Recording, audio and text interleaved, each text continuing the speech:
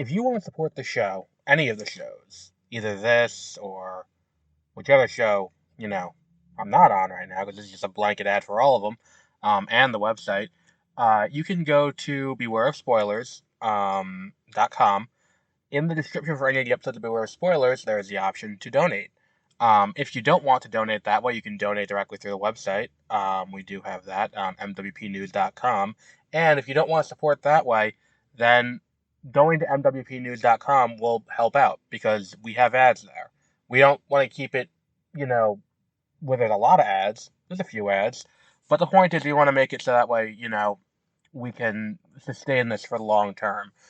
If people donate, we're never going to paywall anything, I don't think, as of right now. But if people, start donating, we'll start doing cooler and cooler stuff. Like donations are how we get to cover stuff like Tribeca and other, film festivals. And, we may be able to bring on more people to help out.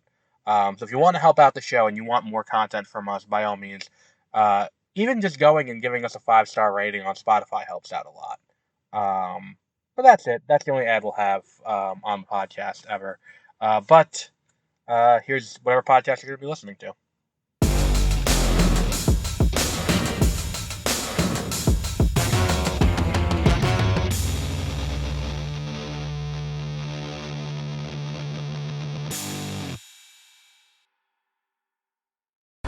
Good evening and welcome to Beware of Spoilers. I am Adam, nursing an absolute bastard of a headache. I said beware of spoilers, right? I don't know. I had a headache, and it came down to, what do I want to do? Sit in a mostly empty theater and watch Borderlands, or go to a packed theater and watch It Ends With Us. Borderlands won out, and here we are with a review of Borderlands. And I think there are quite a few bad movies we've done on this show. We definitely covered The Contractor a few years ago, which was that movie with Chris Pine and Kiefer Sutherland. That was, oh, look, an asshole with a Cybertruck. Wow. So there he is, the biggest asshole in my town. So, we've covered that. We covered Paint, which was pretty bad. We covered Spitting Gold, which was pretty bad.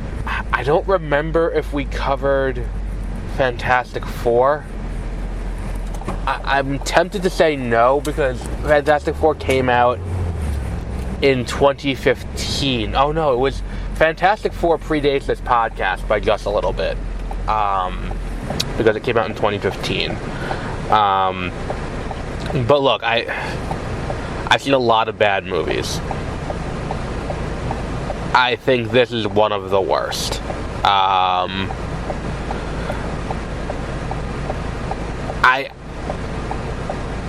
I just don't understand what the... and the thing is, too, is I sat in the... I didn't sit through the credits, because I have respect for myself, despite watching the movie in the first place.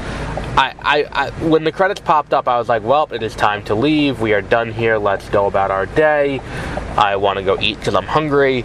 And I watched I see in the credits that Eli Roth wrote the movie, and I'm like, wow, that's something. Because if you told me this was someone who had never written a movie before, I would not be surprised. There is narration where you don't need narrate. I knew Eli Roth directed it, and I don't know. I just, wow, this was something. I think that this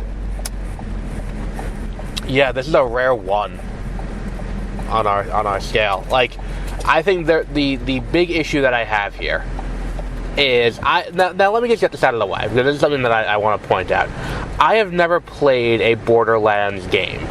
I'm familiar with some of the iconography of Borderlands just because of background radiation as someone who played a lot of video games, still does play a lot of video games in the late 2000s into the 2010s. I'm familiar with the iconography, so nothing there really shocked me in any major way. The issue that I have is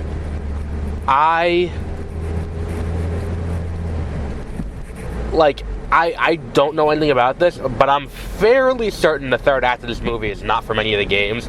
And to the point that I left and I texted Peter and Josie, and I was like, have either of you played Borderlands? And I know Josie, being the fucking giant nerd she is, she's played Borderlands. And I was like, does Borderlands end with, like, the end of X-Men Apocalypse, where it's like Lilith transcends and becomes a god of, like, a Firebird god?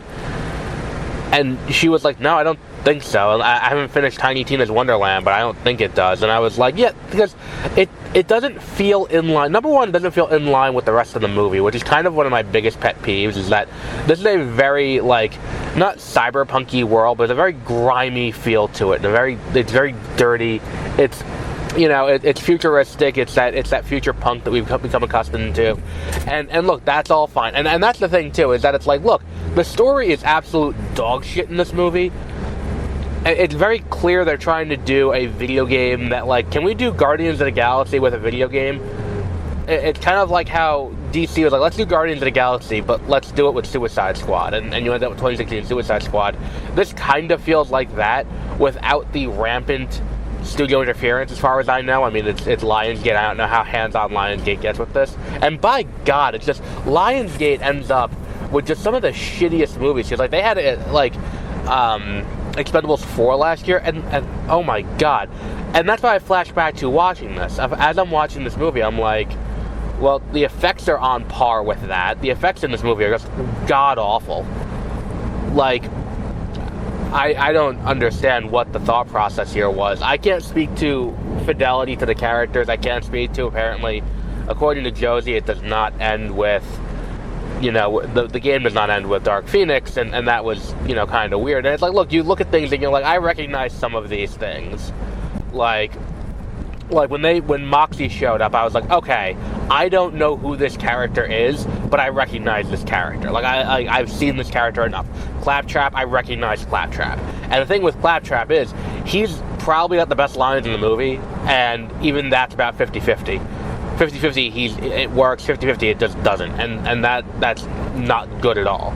I've seen a little bit of Tiny Tina's Wonderland, and I'm familiar with Tiny Tina as a character as portrayed by Ashly Burch, and I'm like, okay, it's like, this doesn't feel like that character in a weird way. Like, I don't know. This feels like just a fundamental misunderstanding, and it feels like we're back in the era of, like, what would have been the early 2000s for comic book movies, but with video game movies, where it's like we're kind of not 100% committing to what the game was. And it's like, at that point, why are you bothering? It's like the whole thing where it's like we talk about with the X-Men. It's like, what are you going to do? Put us in yellow spandex? It's like, well, I mean, that sold in comic book form for decades. Why wouldn't we do that? Like, what's the reason to not do that? And it kind, like, they commit to the aesthetic, and the aesthetic does look reasonably consistent, to the point that I'm watching this movie and I'm like, maybe I'll go back and play the games if they're available on PC Game Pass, or if I can buy it on Steam or something like that. Maybe I'll go back and play these, because the world is one that I'm interested to learn more about and try out.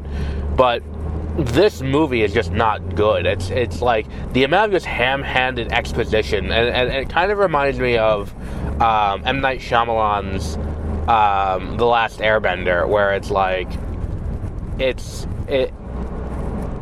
just so much exposition on exposition on exposition as they're trying to lay out who all these characters are, what their relationship are to each other. And the thing is, too, it's like, I know nothing about this, but the minute they were like, and there's going to be one last, you know, member of the Iridia left, and it's like, oh, it's Cate Blanchett. Like, the minute that, it's just, it boggles the mind, the amount of weird decisions that just go into this movie the entire way through. And then it's like, I think the thing that kind of epitomizes it the most is the minute that Cate Blanchett, or Lilith, arrives on Pandora, is the name of the planet, Pandora. As soon as she arrives there, she looks around, and it's just this, it's like Sakaar, it's garbage and destroyed vehicles and things raided out, and it looks like, and she calls it a shithole, and it's like, okay, great, she calls it a shithole, I get what you're going for here. Like, It's a shithole of a planet. And the idea that, like, we need her to narrate that is just a little weird. I don't need her narration there, because watching that, it's a moment where you assume your audience is too dumb to know what's going on to have her narrate exactly what it is that she's seeing and what it means about the planet. It's the kind of thing that, like, when you read it, it's like, these are the things that you put in there to kind of, in the script, if you're the writer-director, it's like, this is to give the production designer an idea of what you want. Like, these aren't things we need articulated out. It's like if there's that leaked part, that leaked, I think they released the script for Joker that was up for Best Original Screenplay or Best Adapted Screenplay, and the idea that it's up, like, it was up there and it was like, here is, you know, and he's the lone, you know, he's the lone white face in this, and it's like, it's such a weird thing to have in that script, which it's a whole other racial connotation that goes into that. But the idea that you know, that'd be like if Arthur Fleck was narrating that out for the audience, and I'm like, we don't need that. That is for, you set that up through the world building. I don't need the narration of Lilith to give us that. Yeah, I did not enjoy this at all. There was not, like, there's one funny line that Claptrap has, and I cannot remember it, and that is probably the only thing that was enjoyable in this. I like the aesthetic, but that's not really the movie's fault if that's what the games are. And as someone who hasn't played the games, it makes me, like, interested to try the games out.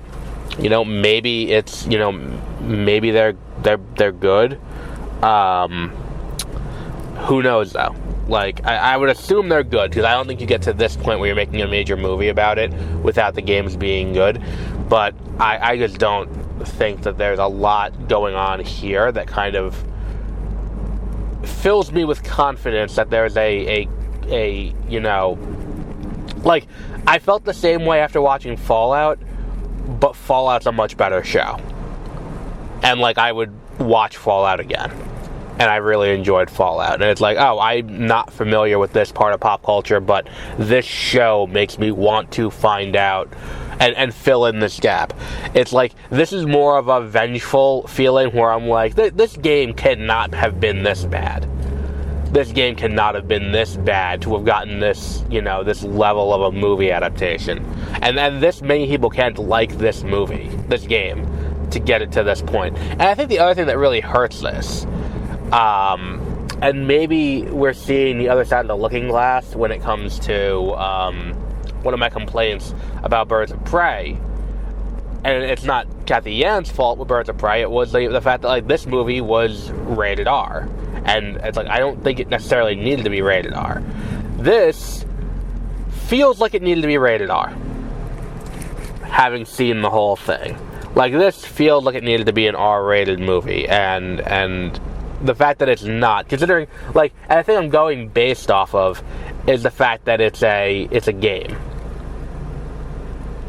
Like, it's based on a game that's rated M.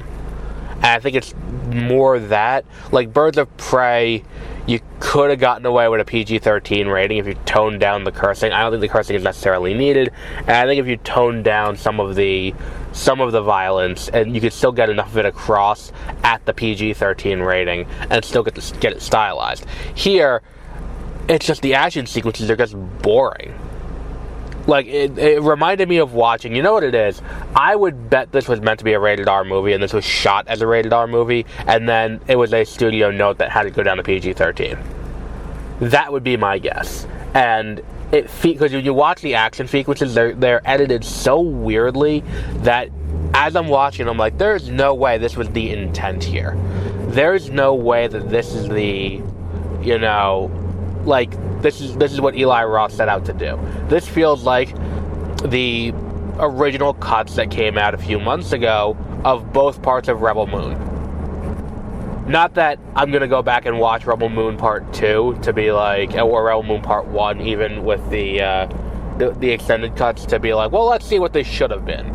But it's one of those things where it's like you can feel there were cuts that were made. You can feel that this was, re-edited to fit into a PG-13 rating, and that's kind of a bit of an issue.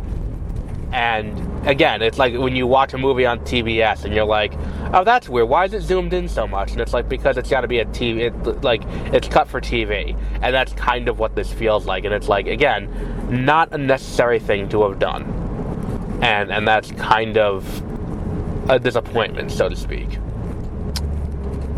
But all that said, it's like, how disappointed could I be? I went into this movie with very low expectations, and, but the thing is, it's like, I've seen bad movies. I've seen movie 43, and I saw that in a theater. I mean, me and Peter saw that one in a theater freshman year of college.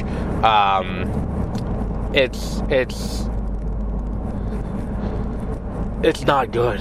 This movie's just not good. This is a 1-star, whatever we have a 1-star being. I think it just don't watch it. If it's a 1-star, it's not good, and it harkens back to where we were. It feels like a regression of the genre, where it's like, yes, you are, you're getting the visual aesthetic of it down, and good for you. You're getting visually what this should look like, and you're not shying away from what this should look like in reality, and good for you.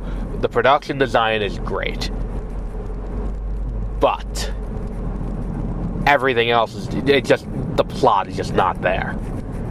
Like, I don't care about any of these characters, and at a minute 45, like, that's, like, it's a long minute, hour and 45, this movie. Like, it drags.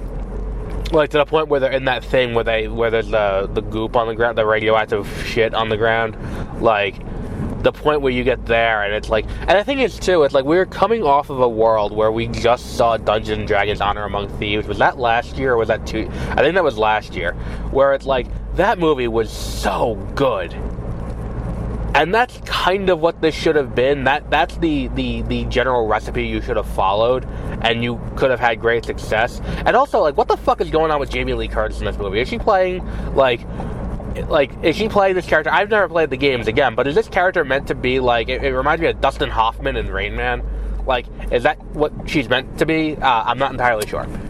Either way, 1 star. We'll wrap up there for today.